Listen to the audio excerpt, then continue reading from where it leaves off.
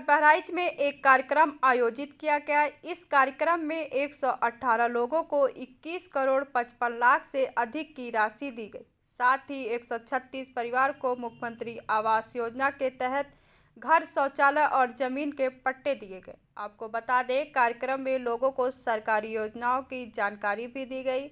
बताया गया कि इन योजनाओं का मकसद गरीब और ज़रूरतमंद परिवारों की मदद करना, ताकि वे मजबूत बन सके। तो वहीं अधिकारियों ने कहा कि सरकार हर वर्ग तक विकास पहुंचाने के लिए काम कर रही है, जिससे सभी लोगों का जीवन बेहतर हो सके। भारत माता की, भारत माता की, भारत माता की। सियावर रामचंद्र भगवान की, सियावर रामचंद्र भगवान की। सरयू मैया की, सरयू मैया की। पवन सुत हनुमान की, पवन सुत हनुमान की। नमः पार्वती पतिये हर हर। आज के इस कार्यक्रम में, समारोह में जिनका मार्गदर्शन आप सबको अभी प्राप्त हुआ है, उत्तर प्रदेश सरकार की वरिष्ठ मंत्री और प्रभारी मंत्री बहराइच श्री सूर्य प्रताप शाही जी, जिला पंचायत अध्यक्ष श्रीमती मंजू सिंह जी, विधान परिषद सदस्य श्री पदम सेन चौधरी जी, डॉक्टर प्रज्ञा त्रिपाठी जी, माननीय विधायकगण श्रीमती सरोज सोनकर जी, श्री सुरेश्वर सिंह जी, श्री सुभाष त्रिपाठी जी, श्रीमती अनुपमा जायसवाल जी, श्री रामनिवास वर्मा जी, भारतीय जनता पार्टी के क्षेत्रीय अध्यक्ष श्री कमलेश मिश्रा जी, जिलाध्यक्ष ब्रजेश पांडे जी, पूर्व मंत्री श्री मुकुट बिहारी वर्मा जी, पूर्व सांसद श्री अक्षयवर लाल गौड़ जी, जिलाध्यक्ष अपना दल है श्री गिरीश पटेल जी, जिलाध्यक्ष सोहेल देव, भारतीय समाज पार्टी श्री महामुनि राजभर जी, जिलाध्यक्ष निषाद पार्टी मनोज निषाद जी, आज के इस कार्यक्रम में उपस्थित हमारे सभी जनप्रतिनिधिगण, block प्रमुखगण, chairman, Bharatiya Janata party और एनडीए से जुड़े हुए सभी सहयोगी दलों के पदाधिकारीगण और उपस्थित बहनों और भाइयों, आज हम सब उत्तर प्रदेश के अंदर सेवा और संवेदना के एक नए सेतु का निर्माण करने के लिए आपके बहराइच जनपद में आए हैं। बहनों और भाइयों, बहराइच जनपद की जब बात आती है तो बहराइच जनपद महर्षि बालार्क की पावन साधना स्थली, महाराज सुहेल देव के शौर्य और पराक्रम की धरा है। मैं इस धरा को कोटि कोटि नमन करते हुए आज से 1000 वर्ष पहले जिस धरती पर महाराज सुहेल देव ने अपने शौर्य और पराक्रम के तेज से विधर्मियों और विदेशी आक्रांताओं को नेस्तनाबूद करने का काम किया था, भारत के अंदर सनातन की ध्वजा पताका को जीवंत बनाए रखने के लिए अप्रतिम शौर्य और तेज का परिचय दिया था। आज 1000 वर्ष के बाद भी उनका वह शौर्य और पराक्रम हम सबको एक नई प्रेरणा प्रदान कर रहा है और उसी प्रेरणा से प्रेरित होकर के आज हम सब यहां पर इस बहराइच जनपद में उन 500 लोगों के पुनर्वास के इस कार्यक्रम के साथ जुड़ रहे हैं, जिन लोगों को पिछली सरकारों ने भुला दिया था, पिछली सरकारों ने कभी पूछा नहीं था, पिछली सरकारों की संवेदना उनके लिए कभी नहीं जागी थी।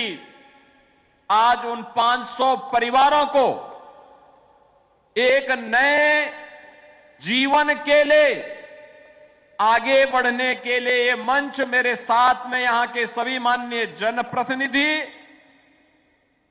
प्रभारी मंत्री और मैं स्वयं बहराइच के इस मिहिरपुरवा में उपस्थित होकर के भरतापुर गांव के लोगों को यहां पर पुनर्वास करने के लिए उनकी धनराशि और आगे की कार्य योजना को यहां पे स्वीकृत करने और उन्हें प्रदान करने के लिए आए हैं। नवरात्रि के इस अवसर पर मैं इन सभी भरतापुर के 500 नागरिकों का हृदय से अभिनंदन करते हुए उन्हें बधाई देता हूं और आदरणीय प्रधानमंत्री जी की प्रेरणा से आज जो कार्य हो रहा है ये सचमुच उस सेवा और संवेदना की डबल इंजन सरकार की उस नए सेतु का प्रमाण है, जो दिखाता है कि हमारे लिए सेवा और संवेदना जाति, पंथ और संप्रदाय से मुक्त होकर के 25 करोड़ लोगों के लिए एक साथ सामूहिक रूप से वह दिखती है। और आज यहां पर इस भरतापुर के नागरिकों के पुनर्वास के कार्यक्रम के साथ जुड़ते हुए आज मुझे अत्यंत हार्दिक प्रसन्नता की अनुभूति हो रही है। बहनों और भाइयों, याद करिए नवंबर 25 में जब भरतापुर गांव से जुड़ी हुई एक नाव जो बाजार से सामान खरीद करके जा रही थी, सरयू जी की धारा में विलीन हो गई। 9 लोगों की मौत हो गई। उस समय जब मैंने प्रशासन से बातचीत की तो पता लगा कि जहां पे एक दुर्घटना हुई है वहां पे क्रोकोडाइल और मकर की तमाम खतरनाक जातियां रहती हैं। यानी गांव से सटे हुए क्षेत्र में क्रोकोडाइल हो, मगरमच्छ हो, तो मैं अंदर अंदर कांपा कि भाई आखिर कैसे लोग रहते हैं जंगल के बीच में। उनकी पीड़ा को महसूस किया। मैंने प्रभारी मंत्री को भेजा, जनप्रतिनिधियों का आह्वान किया, ये लोग गए, प्रशासन पूरे दल बल के साथ वहां पहुंचा, राहत कार्यों को आगे बढ़ाया गया, दर्जन भर लोगों को बचाया गया, लेकिन 9 ऐसे सदस्य थे उन परिवारों के जिनको बचाया नहीं जा सका। मैं स्वयं यहां आया था और जब मैंने गांव की स्थिति को देखा तो वास्तव में देख करके ये लगा कि वास्तव में इन लोगों की गलती क्या थी जो आज तक न इनके लिए सड़क बनी है, न बिजली गई थी, न आवास की सुविधा थी, एक भी पक्का मकान नहीं, एक के घर में भी शौचालय नहीं, एक के पास भी बिजली नहीं। उन बच्चों की गलती क्या जिन लोगों ने अपने बचपन में भी न सड़क देखी है, न बिजली देखी है, न पानी पीने के लिए भी नदी की धारा से पानी लेना है। यही उनका सहारा थे। जंगल के बीच में एक ओर हाथी और बाघ का खतरा, तेंदुआ का खतरा, और नदी की ओर से मगरमच्छ का खतरा। जंगल के अंदर से अजगर और विषैले सांपों का खतरा। उसके बीच में रह रहे थे 500 लोग। आज इन 500 लोगों को हम लोगों ने वहां से लेकर के अब भरतापुर ग्राम पंचायत से इन्हें तहसील मिहीपुरवा में मोतीपुर के इस आपदा प्रभावित परिवारों को विस्थापित करके और इनके पुनर्वास की व्यवस्था का कार्य आज यहां पे संपन्न हो रहा है और उसके लिए आयोजन हो रहा है। बहनों और भाइयों, वासंतीय नवरात्रि में जब हम जगत जननी मां भगवती के अनुष्ठान के साथ जुड़े हुए हैं, तब मैं जब देख रहा था ये माताएं मंच पे आकर के अपने राहत सामग्री के चेक ले रही थी और कुछ को उत्तर प्रदेश सरकार के अधिकारी और कर्मचारी वहां पे प्रदान कर रहे थे, वास्तव में लग रहा था ये है जनता की सरकार, ये होती है जनता की सरकार। कोई भेदभाव नहीं, हमारे लिए कोई भेदभाव नहीं। मैं पूछना चाहता हूं उन लोगों से जिन्होंने जाति के बीच में बांट करके सामाजिक ताने बाने को छिन्न भिन्न किया है, उन लोगों से कि जो ये 500 परिवार है ना, इन 500 परिवारों में 500 परिवारों में दलित भी है, पिछड़ी जाति के लोग हैं और जनजातीय समुदाय से जुड़े हुए लोग हैं। इन 500 परिवारों में, इन 500 लोगों में यादव भी है, मौर्य कुशवाहा भी हैं, थारू जनजाति के लोग भी हैं, दलित भी हैं, लेकिन हमने उसको जाति के आधार पर जातीय चश्मे से नहीं देखा है। हमारे लिए परिवार का हिस्सा है और उसको यह अधिकार मिलना चाहिए कि वो सुरक्षित रह सके। उसके परिवार को अधिकार मिलना चाहिए कि वह भी अपने उज्जवल भविष्य के सपनों को बुन सके और उज्जवल भविष्य के उन सपनों के माध्यम से विकास की उड़ान का हिस्सा बन सके। और उसी संवेदना के साथ आदरणीय प्रधानमंत्री श्री नरेंद्र मोदी जी की प्रेरणा से, उनके मार्गदर्शन में आज हम सब इस क्षेत्र में आकर के इन 500 लोगों के पुनर्वास के कार्यक्रम के साथ जुड़ रहे हैं। बहनों और भाइयों, जिन लोगों ने जातीय चश्मे से देखा था, ये जाति उस समय जब ये सत्ता में आते हैं तो केवल परिवार तक सीमित हो जाती है, यानी सुविधा मिलनी चाहिए परिवार को, एक परिवार। तब उन्हें भरतापुर के यादव याद नहीं आ रहे थे, तब उन लोगों को यहां के पिछड़ी जाति के लोग याद नहीं आ रहे थे जो मुन्ना लाल मौर्य यहां मंच से कह रहे थे। और जो लोग पीडीए की बात करते हैं उनसे पूछा जाना चाहिए, क्या ये मुन्ना लाल मौर्य उसका पार्ट नहीं हो सकता था? क्या ये भरतापुर के यादव उसके हिस्से नहीं हो सकते थे? क्या यहां का दलित उसका हिस्सा नहीं हो सकता था? क्या यहां के जनजातीय थारू समुदाय के लोगों को इसका अधिकार नहीं मिलना चाहिए था? ये मिलना चाहिए था और बहुत पहले मिल जाना चाहिए था। क्या इनका सड़क पे अधिकार नहीं होना चाहिए था? क्या इनके बच्चों को सुरक्षित रहने का अधिकार नहीं था? था। लेकिन बहनों और भाइयों, जाति के नाम पर बांटने वाले लोगों ने देश की जितनी अपूर्णीय क्षति आजादी के बाद से लगातार की है, उसका खामियाजा ये देश लगातार भुगता है, लगातार भुगता है। अगर हमने जातीय आधार पर न बांट करके इस देश को एकता के सूत्र में बांध करके मजबूती के साथ आज जैसे प्रधानमंत्री मोदी जी के नेतृत्व में एक भारत श्रेष्ठ भारत के लिए कार्य हो रहा है, ऐसे ही कार्य करने का प्रयास किया गया होता तो इन गरीबों के बीच में, इन वंचितों के बीच में भी वे सुविधाएं पहुंची होती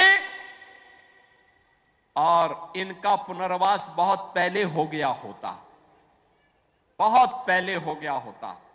लेकिन जातीय चश्मे से बांटने वाले लोगों ने कभी भी अपनी संवेदना इन गरीबों को नहीं दिखाई।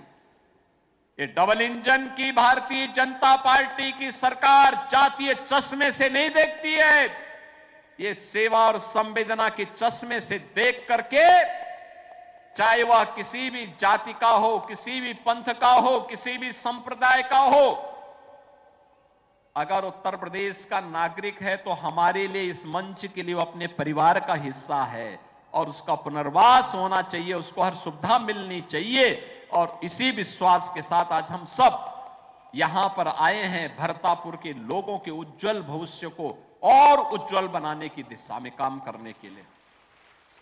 बहनों और भाइयों, आपने देखा होगा यही संवेदना है जिसने 2017 के बाद उत्तर प्रदेश को एक नव निर्माण के नए उड़ान की दिशा में आगे बढ़ाया है।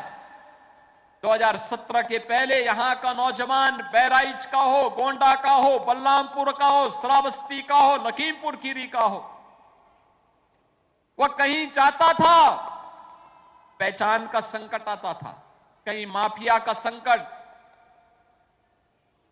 कहीं गुंडों का संकट, कहीं दंगाइयों का संकट, और प्रदेश के बारे में धारणा ऐसी बनाई गई थी कि यहां विकास नहीं चाहिए, यहां पे तो जाति के नाम पर दंगाइयों को प्रश्रय किया जाता है। जाति के नाम पर बांटने वाले लोग दंगाइयों को प्रश्रय देते थे। पर्व और त्योहार के पहले सन्नाटा छा जाता था। आज नवरात्रि चल रहे हैं, इस समय 26 और 27 को रामनवमी का आयोजन भव्यता के साथ होगा। 2017 के पहले सन्नाटा होता था क्योंकि उपद्रव कहां हो जाए, लोगों को आशंका होती थी। बहनों और भाइयों, 17 के बाद जातीय चश्मे से नहीं देखा गया। आज पर्व और त्योहार के पहले सन्नाटा नहीं होता है, पर्व और त्योहार के पहले उत्सव का माहौल होता है। आज का कार्यक्रम उसी उत्सव का हिस्सा है। भगवान राम के जन्मदिन के ठीक पूर्व, यानी कल से रामनवमी शुरू होगी, और रामनवमी के ठीक पूर्व हम लोगों ने इन लोगों को ये उपहार उपलब्ध करवाने का काम किया है। रामनवमी की और जगत जननी मां भगवती की कृपा इन पर बने।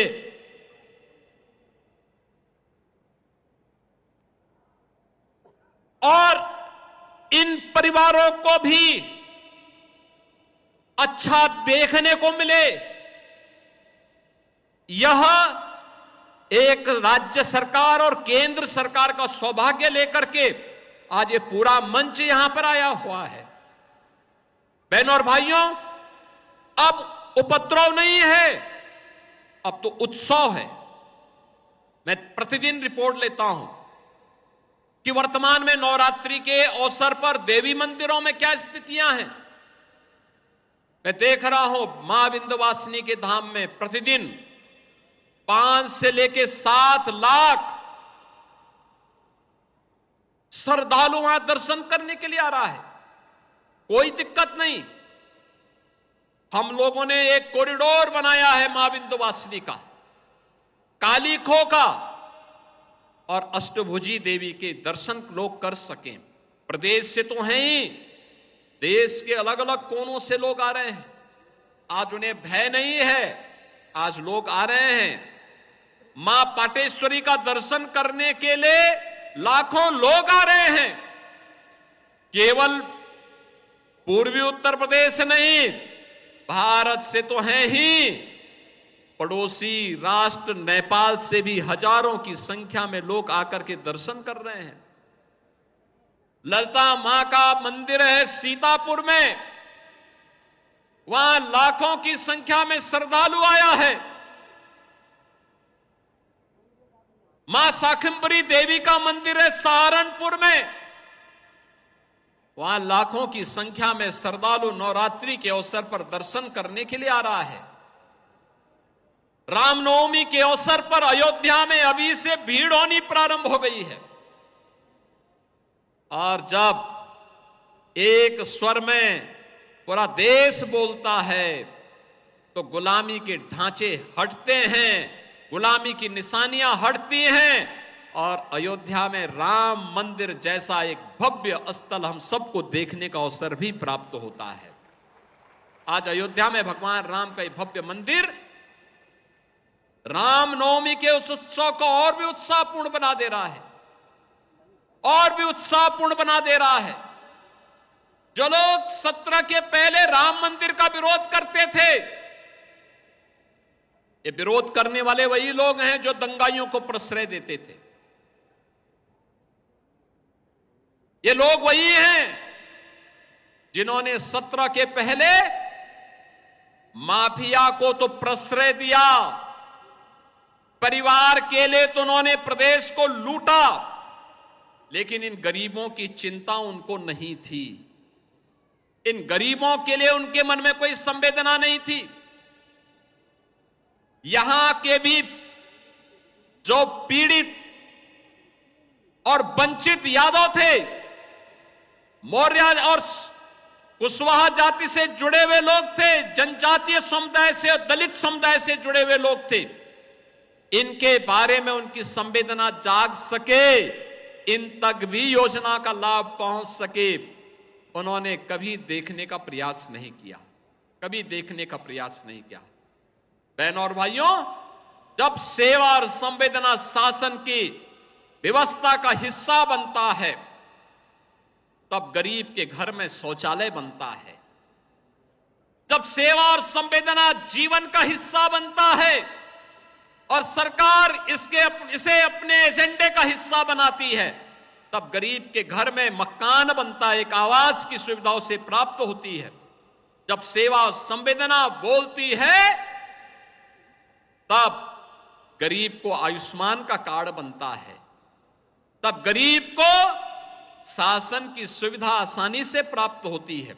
और उसी सेवा और संवेदना के सेतु को जोड़ने के लिए आज हम सब इस बहराइच जनपद में आए हैं। इस जनपद में आए हैं, उन लोगों ने जाति के नाम पर बांटा, प्रदेश में दंगा कराया, प्रदेश में उपद्रव करवाया, हर जिले में माफिया पैदा किए, प्रदेश के संसाधनों को लूटा, प्रदेश के खजाने को अपने परिवार के लिए लूटा। लेकिन हम लोगों ने प्रदेश के खजाने को इन गरीबों के उत्थान में खर्च किया है। हमने प्रदेश के खजाने को बेहतरीन कनेक्टिविटी के लिए अच्छी सड़कें बने, इस पे हम खर्च कर रहे हैं। हमने प्रदेश के खजाने को रोजगार सृजन में लगाने का कार्य किया है। हम प्रदेश के खजाने से बाढ़ जैसी आपदा को रोकने का कार्य कर रहे हैं। हम प्रदेश के खजाने का उपयोग प्रदेश की 25 करोड़ जनता के हित के लिए कर रहे हैं। हर गांव में बिना भेदभाव के बिजली मिल सके, इसके लिए कर रहे हैं। 2017 के पहले वे बिजली नहीं देते थे, क्योंकि उनके सारे काम और सारे कारनामे अंधेरे में होते थे। अंधेरे में गरीब के हक पर डकैती पड़ती थी, इसलिए बिजली नहीं देते थे। प्रदेश वही सरकार बदली, पार्टी की दूसरी पार्टी की सरकार आई, तो भारतीय जनता पार्टी की डबल इंजन सरकार आज आपको बिजली भी दे रही है, सड़क भी दे रही है, पीने के लिए शुद्ध पेयजल भी उपलब्ध करवा रही है और गरीबों को उसका हक भी उपलब्ध करवा रही है। बहनों और भाइयों, उसी सेवा और संवेदना के कारण ये सब चीजें होती हैं और उसी सेवा और संवेदना के सेतु को जोड़ने के लिए आज बहराइच जनपद में एक बार फिर मुझे आने का अवसर प्राप्त हुआ है। मुझे बताते हुए प्रसन्नता है कि यहां पर हम लोगों ने जिन परिवारों को यहां पे हम पुनर्वास कर रहे हैं, इन परिवारों के लिए हम लोगों ने प्रत्येक परिवार को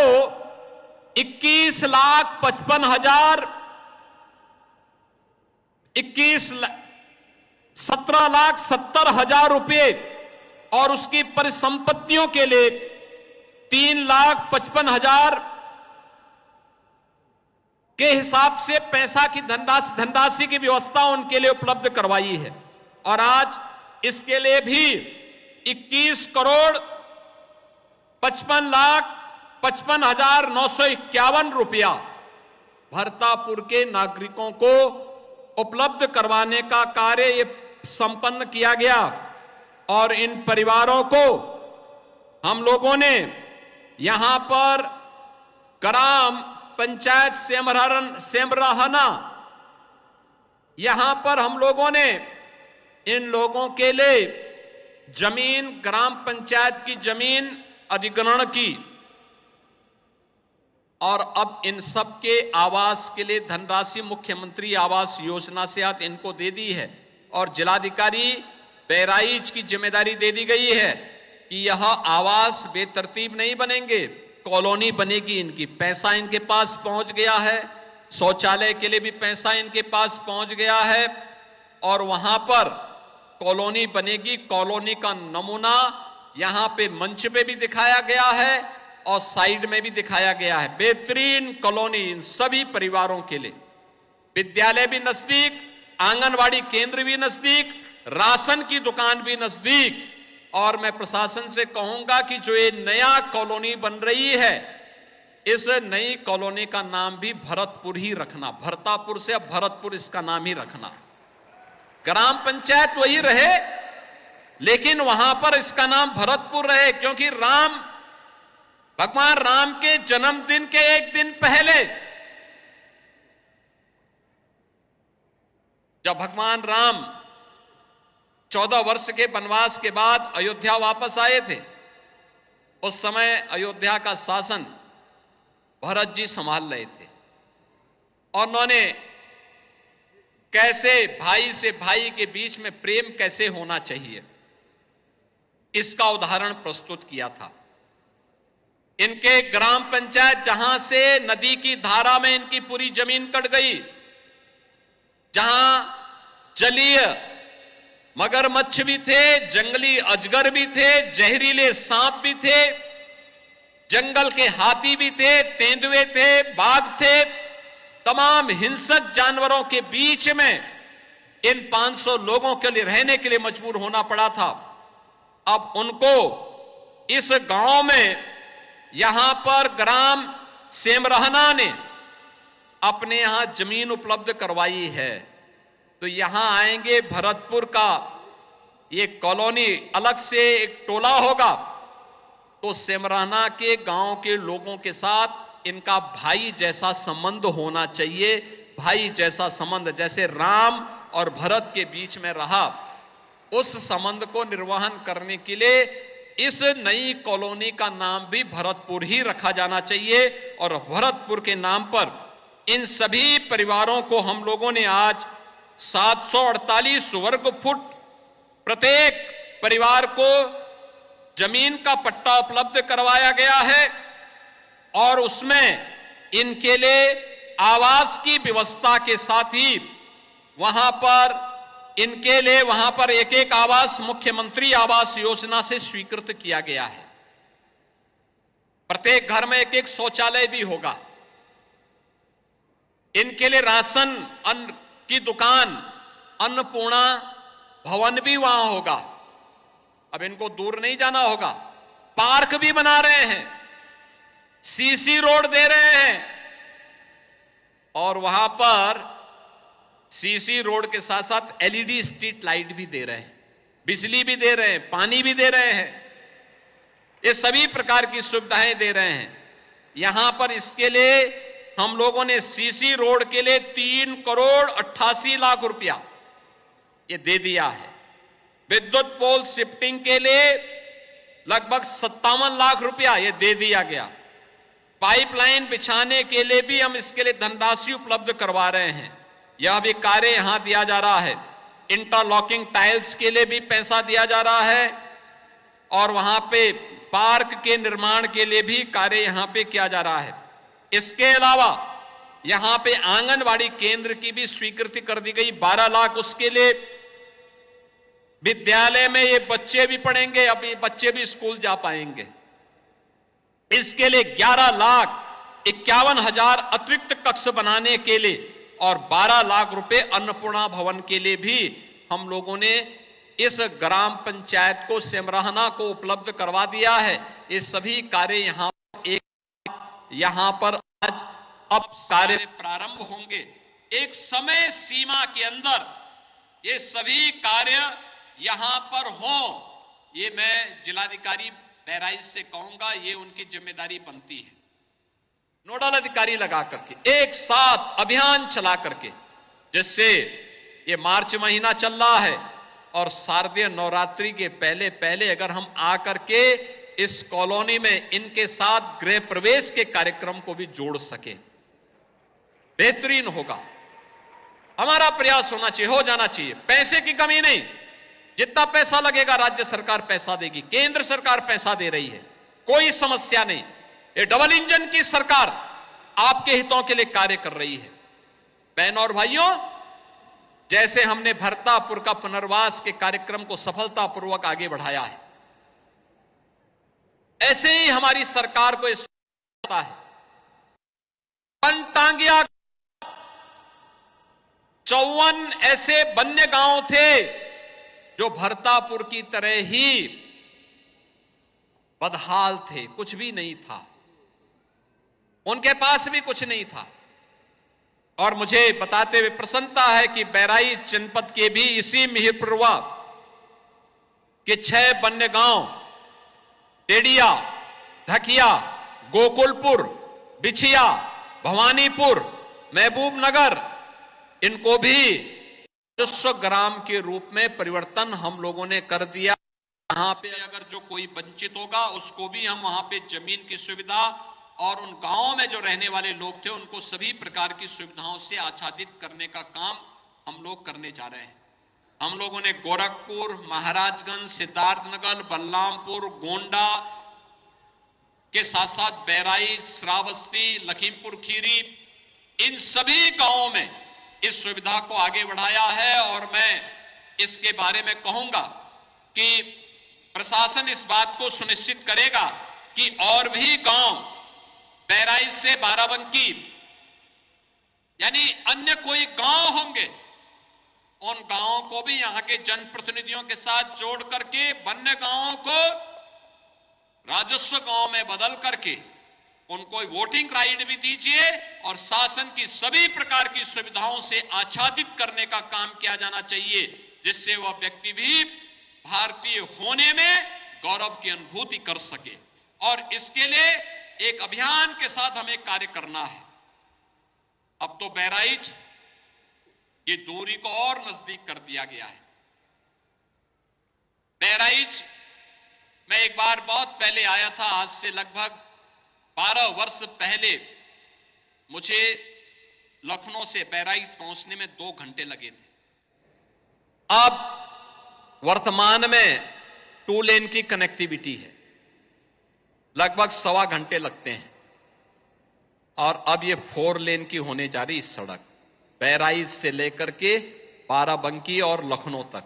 यानी अब लखनऊ से हम बहराइच मात्र 45 मिनट से 1 घंटे के अंदर पहुंच जाएंगे जब ये सड़क बन जाएगी। बहनों और भाइयों, ये होती है डबल इंजन सरकार की कार्य पद्धति। और उस कार्य पद्धति के साथ आज जुड़ने का अवसर हम आज मैं भरतापुर वासियों को, सभी को, पूरे बहराइच वासियों को मैं हृदय से बधाई देता हूं, वासंती नवरात्रि की अपनी शुभकामनाएं देता हूं और आप सबको इस बारे में मैं कहता हूं कि यह कार्य इसलिए हुआ है जिससे यहां पर बिना किसी भेदभाव के शासन की योजना का लाभ मिलेगा।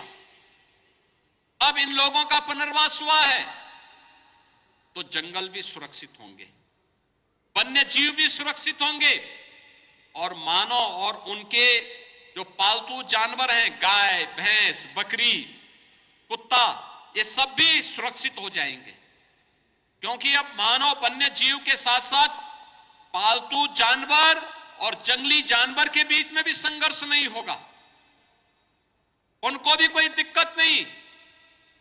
तो ये पर्यावरण की दृष्टि से भी और इन लोगों के सम्मान की दृष्टि से भी एक अभिनव प्रयास ये किया गया है। बहनों और भाइयों, समाज के अंतिम पायदान पर खड़े व्यक्ति का उत्थान हो, यही डबल इंजन सरकार का संकल्प है। आपदा में सेवा और सेवा में संवेदना और संवेदना से उसके समाधान तक पहुंचाना। जो पिछली सरकार समस्या को समस्या बने रहने में ही अपना हित मानती थी, क्योंकि उसी समस्या से वे समाज को विभाजित करते थे और फिर उपद्रवियों और दंगाइयों के हाथों में डाल करके प्रताड़ित कराते थे, संपत्तियों में आगजनी करवाते थे। आज आपदा में सेवा और सेवा में संवेदना और संवेदना में समाधान का रास्ता सरकार निकाल रही है। हमने पुनर्वास के साथ साथ यहां पर पुनर्वास के साथ साथ आत्मनिर्भरता के लक्ष्य को प्राप्त करने की दिशा में इस गांव को अपने हाथों में लिया है। यहां के लोगों के लिए रोजगार की सुविधा हो, यहां की माताएं, यहां की बहनें आत्मनिर्भर बन सके, पुरुषों को भी कुछ काम धाम मिल सके, इसके लिए यहां पर एक सुनियोजित कार्य योजना आगे बढ़ाने के लिए भी हम लोगों ने कार्य किया है। और आज के इस अवसर पर जब हम इस कार्यक्रम के साथ जुड़ रहे हैं, इन स्थितियों में मैं आप सबको इस बारे में कहना चाहूंगा कि वासंती नवरात्रि के अवसर पर और रामनवमी के अवसर पर हमें यह सौभाग्य प्राप्त हुआ है। मैं जगतजननी मां भगवती से, प्रभु श्री राम से यही प्रार्थना करता हूं कि इस भरतापुर के व्यवस्थित पुनर्वास के साथ ही बहराइच वासियों का के जीवन में ये सभी कुछ इसी प्रकार से मंगलमय होता रहे, उनका जीवन उज्जवलमय हो, सुरक्षित हो, खुशहाल हो। इस विश्वास के साथ आप सबको वासंती नवरात्रि और रामनवमी की भी मैं मंगल में शुभकामनाएं देते हुए अपनी वाणी को विराम देता हूं। धन्यवाद। जय हिंद।